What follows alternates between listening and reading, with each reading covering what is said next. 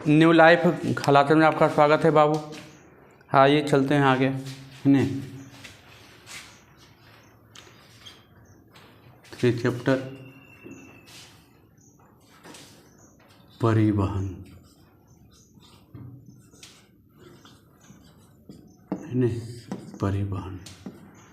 आइए class 10th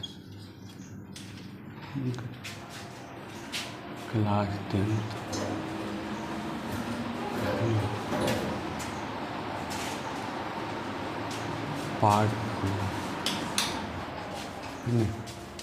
चलिए आइए देखिए, कल पढ़ाए थे हृदय की संरचना ने ये सब की चर्चा हो गया था। आ जाइएगा, लिखेगा रक्त वाहिनियाँ। तीसरा था बाबू रक्त वाहिनियाँ।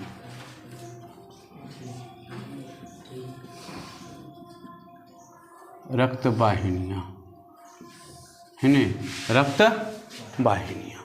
देखिए रक्त वाहिनियाँ क्या है बाबू? जिनसे होकर पूरे शरीर में रक्त का क्या हो, संचार हो, प्रवाह हो, उसी को क्या कहते हैं? रक्त। पूरे शरीर में रक्त का संचार जिससे हो, है ना। लिखेगा बाबू, जिनसे होकर रक्त पूरे शरीर में प्रवाहित होता है उसे रक्त वाहिनियाँ कहते हैं।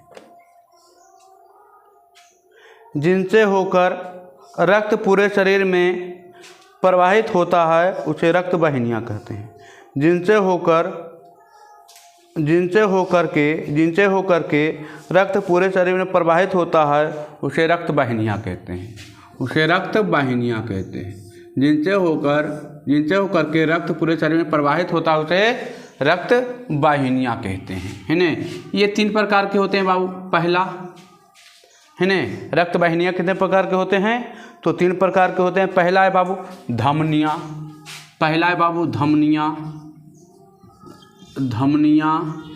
दूसरा है बाबू, है ना, पहला है धमनियाँ। दूसरा है आपका रक्त केशिकाएँ।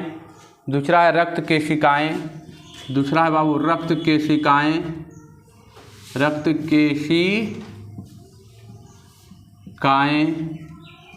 है ना।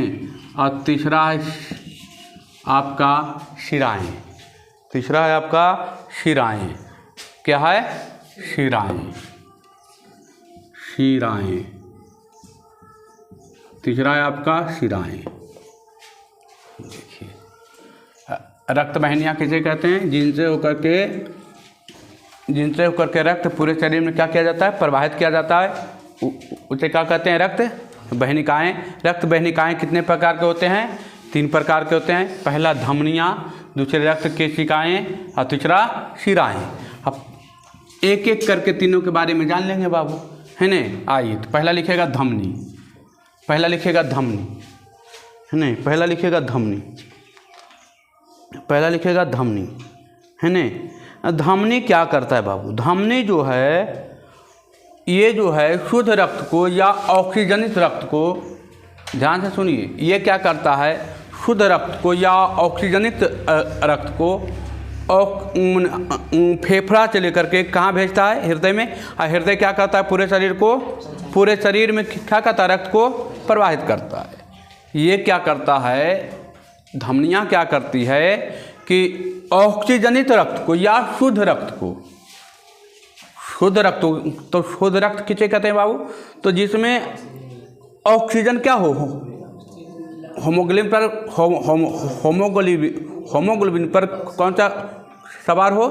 ऑक्सीजन सवार हो। जिस पर ऑक्सीजन चल रहा है वो हो गया शुद्ध रक्त, और जिस पर कार्बन डाइऑक्साइड सवार है वो हो गया अशुद्ध रक्त, है ना। तो लिखिएगा ये शुद्ध रक्त या ऑक्सीजनित रक्त को हृदय से, लिखिएगा ये शुद्ध रक्त या ऑक्सीजनित रक्त को हृदय से शरीर के सभी अंगों तक पहुंचाने का कार्य करता है। लिखे, ये शुद्ध रक्त को या ऑक्सीजनित रक्त को हृदय से शरीर के सभी अंगों तक पहुंचाने का कार्य करता है। ये शुद्ध रक्त या ऑक्सीजनित रक्त को हृदय से शरीर के सभी अंगों तक पहुंचाने का कार्य करता है। ये हृदय से क्या करता है? फेफड़ा तो ऑक्सीजन, फेफड़ा जो है शुद्ध रक्त को हृदय में भेजता है, और हृदय से पूरे शरीर में फैलाने का काम कौन करता है? धमनी फैलाता है ना। अब देखिए एक अपवाद है इसमें। अपवाद क्या है? लिखिएगा अपवाद, नहीं VVI भी कहिए इसको VVI बोलिए, है ना। VVI को VVI भी कहिए, है ना। VVI एक है फुफ्फुस धमनी, हम जो बताए थे यहाँ पर 2 था फुफ्फुस धमनी था। तो देखिए फुफ्फुस धमनी क्या करता है? फुफ्फुस धमनी क्या करता है? फुफ्फुस धमनी क्या करता है? तो फुफ्फुस धमनी करता है, ये अशुद्ध रक्त को हृदय से फेफड़ा में ले जाता है। कहाँ ले जाता है ना। तो लिखिएगा फुफ्फुस धमनी लिखिएगा, ये अशुद्ध रक्त को हृदय से फेफड़ा में लेकर जाता है। फुफ्फुस धमनी ये अशुद्ध रक्त को हृदय से फेफड़ा में लेके जाता है ना। लिखिएगा ये क्या करता है बाबू? अशुद्ध रक्त को, है ना। अशुद्ध रक्त मतलब जिसमें कौन क्या सवार हो? Carbon dioxide. होमोग्लोबिन पर कार्बन डाइऑक्साइड सवार हो तो उसको बोलेंगे अशुद्ध रक्त। तो ये क्या करता है? फुफ्फुस धमनी क्या करता है? ये अशुद्ध रक्त को हृदय से फेफड़ा तक पहुंचाने का कार्य करता है ना। ये अशुद्ध रक्त को हृदय से फेफड़ा में लेकर जाता है। अब देखिए मान लिया जाए बाबू, ये देखिए ये नस है, मान लिया जाए ये है ना। ये है धमनी, ये क्या है? धमनी, ये है धमनी, ठीक है। धमनी है, ये है बाबू आपका धमनी है, ठीक है। और धमनी से क्या होता है? बहुत सारे छोटे छोटे नस निकलता है, बहुत सारे छोटे छोटे नस, है ना। बहुत सारे छोटे छोटे नस निकलते हैं इससे भी, ठीक है। बहुत सारे क्या निकलते हैं? छोटे छोटे। तो इसको क्या कहते हैं? धमनिकाएं। इसको क्या कहते हैं? धमनिकाएं, है ना। तो लिखिएगा धमनी से, लिखिएगा धमनिकाएं, है ना। लिखिएगा हेडिंग डालिएगा धमनिकाएं, है ना। लिखिएगा धमनिकाएं, लिखिएगा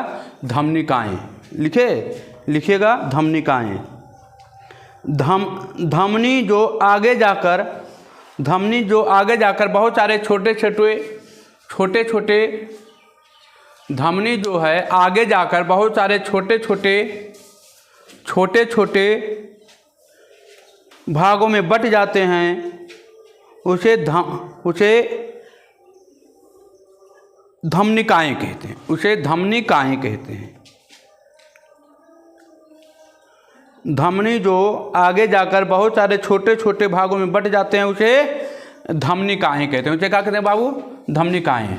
अब देखिए ये हो गया धमनिकाएं जो है आगे जाकर के, धमनिकाएं जो है बाबू आगे जाकर के और छोटे छोटे नसों में बढ़ जाते हैं ना, और छोटे छोटे नसों में बढ़ जाते हैं इस तरीके से, और छोटे छोटे नसों में, बहुत पतला नस में बढ़ जाता है। इसको क्या कहते हैं? तो इसको कहते हैं आपका शिरिकाएं।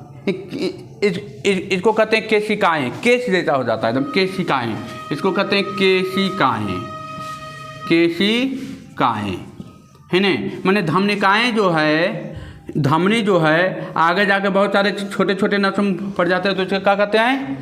धमनिकाएं। और धमनिकाएं जो है आगे जाकर, लिखिएगा धमनिकाएं जो है आगे जाकर बहुत सारे छोटे छोटे नसों में बढ़ जाते हैं, और बहुत सारे छोटे छोटे भागों में बढ़ जाते हैं, उसे केशिकाएं कहते हैं, है ना। ये और बहुत सारे छोटे छोटे नसों में बढ़ जाते हैं बाबू, है ना। उसे क्या कहते हैं? केशिकाएं कहते हैं, है ना। धमनिकाएं जो आगे जाकर बहुत सारे छोटे छोटे भागों में बट जाते हैं उसे केशिकाएं कहते हैं। ठीक है, अब देखिए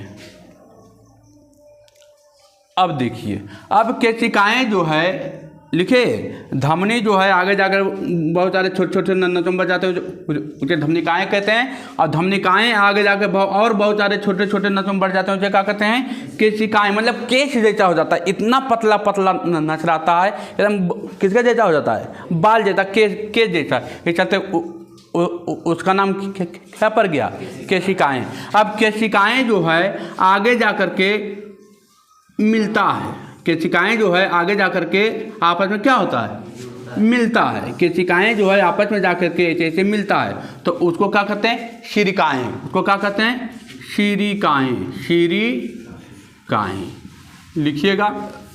केशिकाएं आगे जाकर लिखिएगा बाबू। केशिकाएं आपस में आगे जाकर मिलती है तो उसे शिरिकाएं कहते हैं। केशिकाएं आपस में आगे जाकर मिलती है, केशिकाएं आपस में आगे जाकर मिलती है ना, आगे जाकर मिलती है। केशिकाएं आपस में आगे जाकर मिलती है तो उसे शिरिकाएं कहते हैं। तो उसे क्या कहते हैं? शिरिकाएं कहते हैं, है ना। लिखे, केशिकाएं आपस में आगे जाकर मिलती है, आगे जाकर आपस में क्या होती है? मिलती है तो उसे शिरिकाएं कहते हैं। अब शिरिकाएं जो है बाबू आगे जाकर मिलता है ना। शिरिकाएं जो है धीरे धीरे ये जाके ऐसे हो जाता है ना, इस तरीके से हो जाता है, आ जाता है इसी तरीके का, है ना। ये जो है आपस में मेल जुल करके, है ना, ये आपस में क्या होता है? तो है ना, इसको कहते हैं शिराएं। इसको क्या कहते हैं? शिराएं। इसे क्या कहते हैं? शिराएं, है ना। इसे क्या कहते हैं? शिराएं। तो लिखिएगा, जब ये शिरिकाएं आगे जाकर आपस में मिलती है, जब ये शिरिकाएं आपस में आगे जाकर मिलती है तो उसे शिराएं कहते हैं। है ना। जब ये शिरिकाएं आगे जाकर आपस में मिलती है तो उसे शिराएं बोलते हैं, है ना। तो उसे शिराएं कहते हैं। लिखे, जब शिरिकाएं आपस में आगे जाकर मिलती है तो उसे शिराएं कहते हैं, है ना। तो उसे क्या कहते हैं बाबू? शिराएं। देखिए, धमनी किसे कहते हैं? बाबू, है ना। धमनी किसे कहते हैं? तो शुद्ध रक्त, धमनी क्या करता है? तो ये शुद्ध रक्त को लेकर के शरीर के सभी भागों में पहुंचाता है। और ये धमनी जो है आगे जाकर के बहुत सारे छोटे छोटे नसों में फट जाते हैं, उसे क्या कहते हैं? धमनिकाएं कहते हैं। और धमनिकाएं बहुत सारे छोटे छोटे नसों में बढ़ जाते हैं तो उसे क्या कहते हैं? केशिकाएं कहते हैं। केशिकाएं आपस में आगे जाकर मिलती है तो उसे क्या कहते हैं? शिरिकाएं। और शिरिकाएं आपस में आगे जाकर मिलती है तो उसे क्या कहते हैं? शिराएं। उसे क्या कहते हैं? एक फिगर में सब आ गया, है ना। अब देखिए, अब लिखिएगा, कुछ अपवाद है, एगो और फिर लिखिएगा शिराएं। लिखिएगा तो शिराएं, लिखिएगा तो शिराएं ही, शिराएं में लिखिएगा तो एक पॉइंट और लिखिएगा, एक पॉइंट और लिखिए तो शिराएं में। ये क्या करता है? शिराएं का काम क्या है? ये अशुद्ध रक्त को लेकर के पूरे शरीर से अशुद्ध रक्त को लेकर के कहाँ पहुँचाता है? हृदय में। कहाँ पहुँचाता है? हृदय में। तो लिखिएगा, ये शरीर के विभिन्न अंगों से अशुद्ध रक्त को हृदय में लेकर जाता है। ये शरीर के विभिन्न अंगों से अशुद्ध रक्त को लेकर के हृदय में जाता है ना। लिखिएगा, ये शरीर के विभिन्न अंगों से अशुद्ध रक्त को लेकर के, ये शरीर के विभिन्न अंगों से अशुद्ध रक्त को लेकर के हृदय में जाता है ना। लिखे, ये शरीर के विभिन्न अंगों से हृदय, लिखे, ये शरीर के विभिन्न अंगों से अशुद्ध रक्त को हृदय में लेकर जाता है है ना। अब फिर लिखेगा बाबू अपवाद में एगो अपवाद में लिखेगा अपवाद, दूगो अपवाद लिखाए थे, एक लिखाए थे फुफ्फुस धमनी, है ना, एगो फुफ्फुस धमनी लिखाए थे ना। ये क्या करता है, ये अशुद्ध रक्त को लेकर के जाता है कहाँ, हृदय से फेफड़ा में, हृदय से फेफड़ा में ना। अब देखिए एगो अपवाद है फुफ्फुस शिरा, फुफ्फुस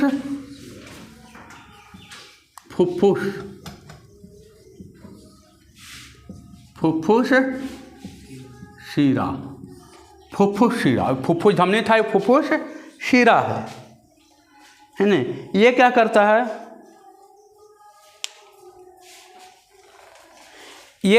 है, ये शुद्ध रक्त को, ये क्या फुफ्फुस शिरा क्या करता है, ये शुद्ध रक्त को फेफड़ा से हृदय में लेकर आता है।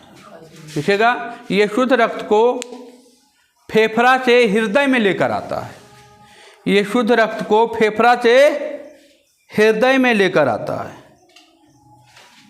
हृदय में लेकर जाती है ना। ये शुद्ध रक्त को फेफड़ा से हृदय में लेकर आता है ना, हृदय में लेकर जाती या लेकर आती है ना।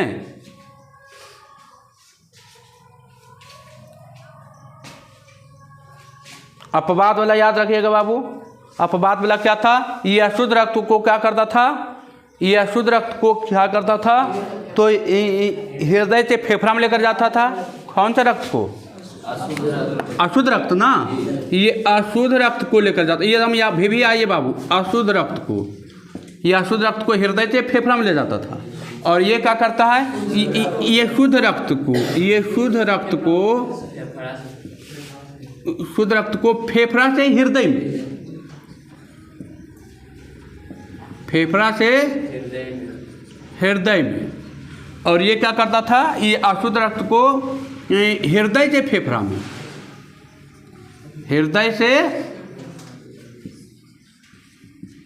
फेफड़ा में। ये दोनों याद रखिएगा, ये दोनों बहुत बार पूछा गया है, दोनों बहुत बार पूछा गया है, बहुत बार, कम से कम तो नहीं कुछ तो 20 बार तो पक्का दोनों, क्योंकि दोनों देखिए फुफ्फुस है, दोनों फुफ्फुस है, अब एगो धमनी है एगो शिरा है।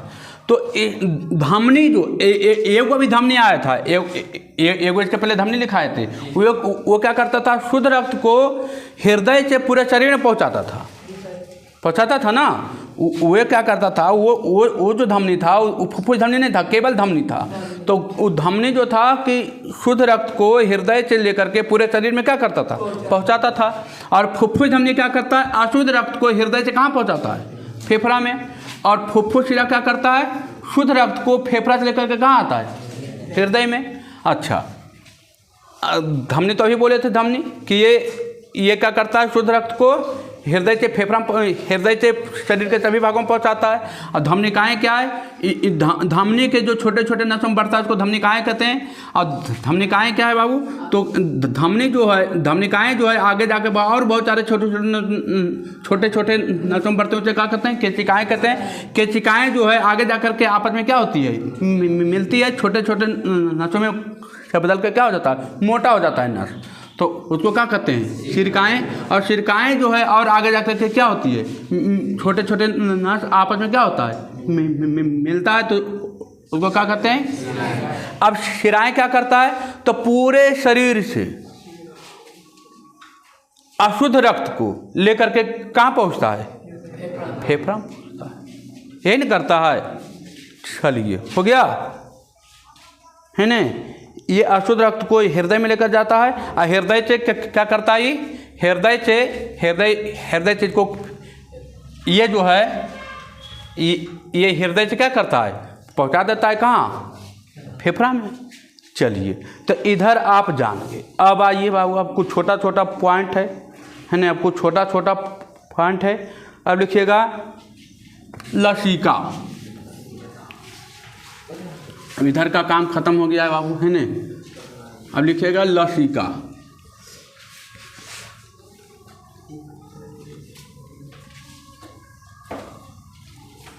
लिखिएगा लसिका।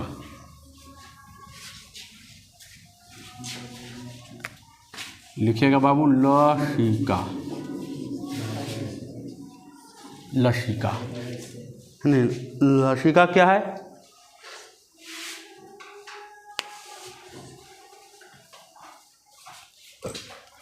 लसिका किसे कहते हैं बाबू? तो ये प्लाज्मा और WBC के मिश्रण को, प्लाज्मा और WBC में वाइट, हाँ, WBC के मिश्रण को क्या कहते हैं? लसिका। क्या क्या रहता है इसमें? तो प्लाज्मा कितना परसेंट रहता है शरीर में? 55%। कितना percent? 55%। Plasma plus WBC, plasma plus WBC के मिश्रण को क्या कहते हैं? लसिका। लिखिएगा, लिखिएगा रक्त में उपस्थित प्लाज्मा, रक्त में उपस्थित प्लाज्मा और साथ ही साथ WBC के मिश्रण को लसिका कहते हैं, है ना। लिखे, रक्त में उपस्थित प्लाज्मा और रक्त में उपस्थित प्लाज्मा और साथ ही साथ WBC वाइट ब्लड सेल, है ना, श्वेत रक्त कोशिका या कणिकाएं भी कहते हैं, है ना। तो WBC माने रक्त में उपस्थित प्लाज्मा और साथ ही साथ WBC के मिश्रण को लसिका कहते हैं। लिखे, लसिका कहते हैं। अब एक आता बाबू रक्तचाप, है ना, रक्तचाप। लिखिएगा रक्तचाप, इसको कहते हैं ब्लड प्रेशर, है ना, इंग्लिश में बोलते हैं ब्लड प्रेशर, है ना, ब्लड प्रेशर।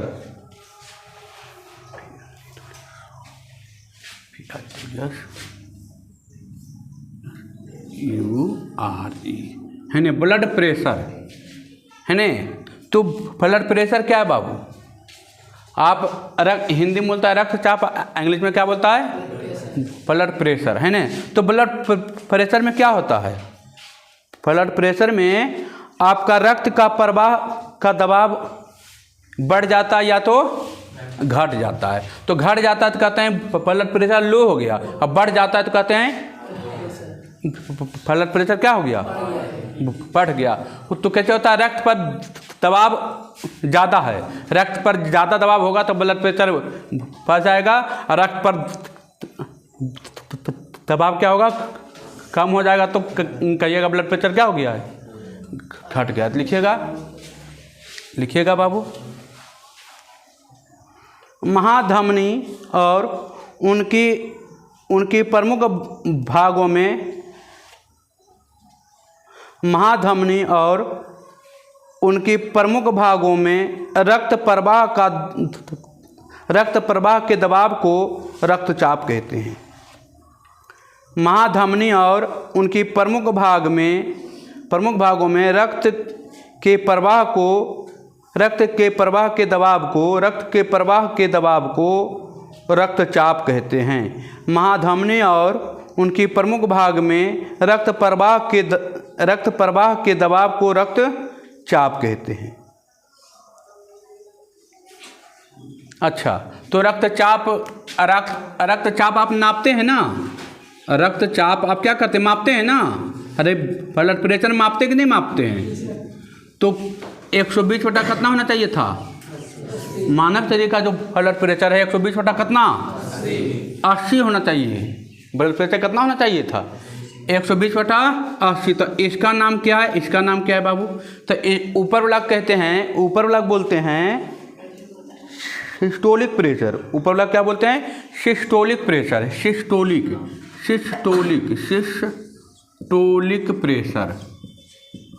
प्रेशर।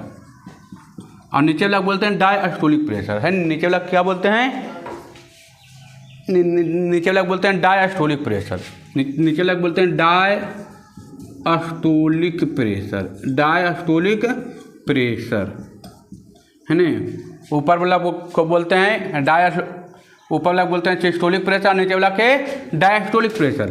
तो मानव शरीर का प्रेशर ब्लड प्रेशर कितना होना चाहिए? 120/80। जो 120 होगा उसको बोलेंगे सिस्टोलिक, और जो 80 होगा उसको क्या बोलेंगे? डायस्टोलिक, है ना। लिखे। अच्छा, तो वो मशीन का नाम क्या है भाई जिससे आप रक्तचाप नापते हैं? स्फैगोमैनोमीटर, है ना, स्फैगोमैनोमीटर, ठीक है।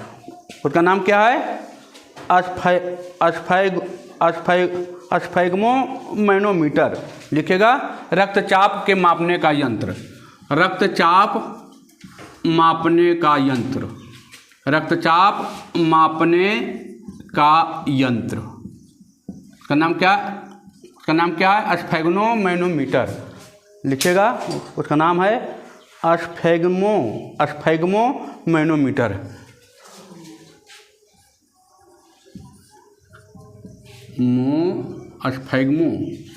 स्फैगोमैनोमीटर, है ना।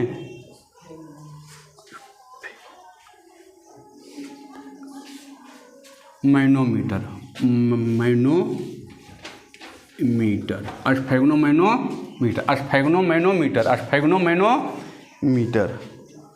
स्फैगोमैनोमीटर, है ना बाबू।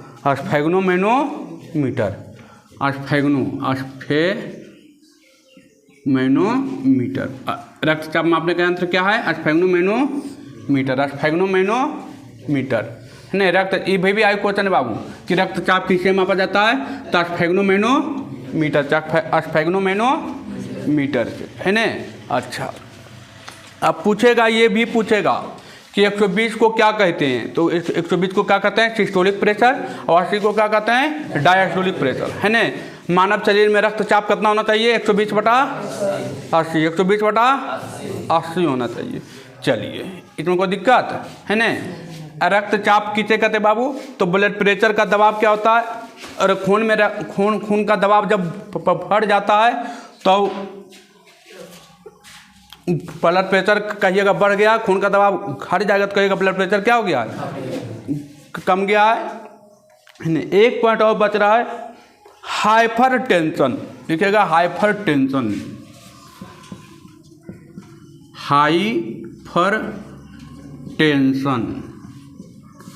हाइपर टेंशन, है ना। हाइपर क्या है? हाइपर टेंशन, हाइपर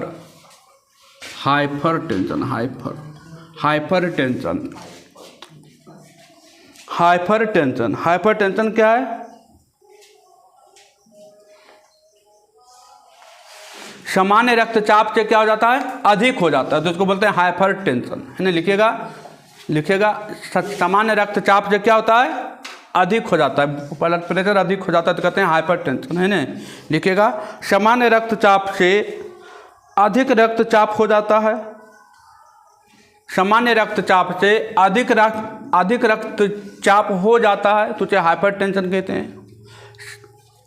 सामान्य रक्तचाप से अधिक रक्तचाप हो जाता है, सामान्य रक्तचाप से अधिक रक्तचाप हो जाता है, सामान्य रक्तचाप से अधिक रक्तचाप हो जाता है तो उसे हाइपर टेंशन कहते हैं, है ना। अगला लिखेगा हृदयघात।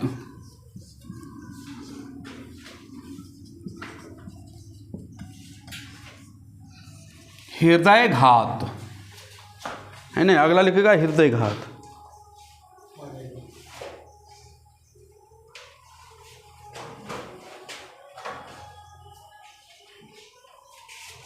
है ना। हृदयघात क्या है बाबू? तो रक्तचाप जब अधिक होता है ना तो अंदर में क्या होता है? अंदर में, शरीर के अंदर में जो नसें होती हैं क्या होती है? फट जाती है। नस क्या होता है? फट जाता है, और फटने के कारण अंतर में, शरीर के अंदर में क्या होते लगता है? रक्तस्राव होने लगता है। आपको दिखेगा नहीं, लेकिन अंदर में क्या होता है? रक्तस्राव होता है। उसी को क्या बोलते हैं? हृदयघात। लिखिएगा इसमें रक्तचाप अधिक होने के कारण या रक्त गाढ़ा होने के कारण, इसमें रक्तचाप अधिक होने के कारण या रक्त गाढ़ा होने के कारण रक्त वाहिनियाँ फट जाता है,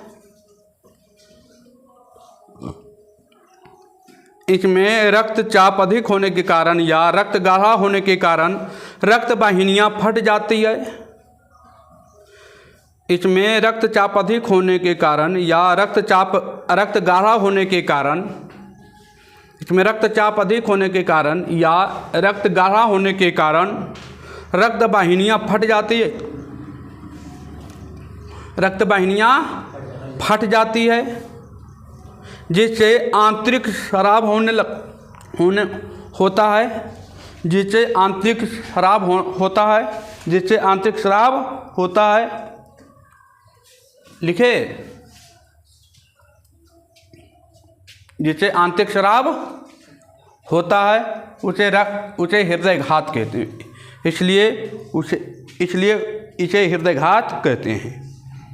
इसमें रक्तचाप अधिक होने के कारण या रक्त गाढ़ा होने के कारण रक्त वाहिनियाँ फट जाता है, जिससे आंतरिक रक्तस्राव होता है, जिससे आंतरिक रक्तस्राव होता है। इसलिए इसे हृदयघात कहते हैं, इसलिए इसे हृदयघात कहते हैं। देखिए हृदयघात क्या है वो, आप पानी नहीं पीजिएगा, हृदयघात कैसे होता है? आप पानी पीजिएगा नहीं या पानी कम पीजिएगा तो क्या होगा? खून हो जाएगा गाढ़ा। अब खून हो गया एकदम गाढ़ा, अब चाहिए पतला, तब नहीं तेजी से इधर उधर थी होगा। अब वो बहने में हो रहा है देरी, और उधर से प्रेशर क्या कर रहा है? बना रहा है। तो अब बेचारा का रास्ता इतना है और वहाँ पर आ गया एकाएक इतना, और वो भी आगे पीछे हो, जितना होना चाहिए उतना हो नहीं पा रहा है, तो क्या करेगा? फाड़ देगा नस को, फाड़ेगा कि नहीं? तो रक्त वाहिनियाँ क्या हो जाएगी? फट जाएगी। और जब फट जाएगी तो ऊँची रक्तस्राव होने लगता है। तो रक्तस्राव कोई क्या कहते हैं?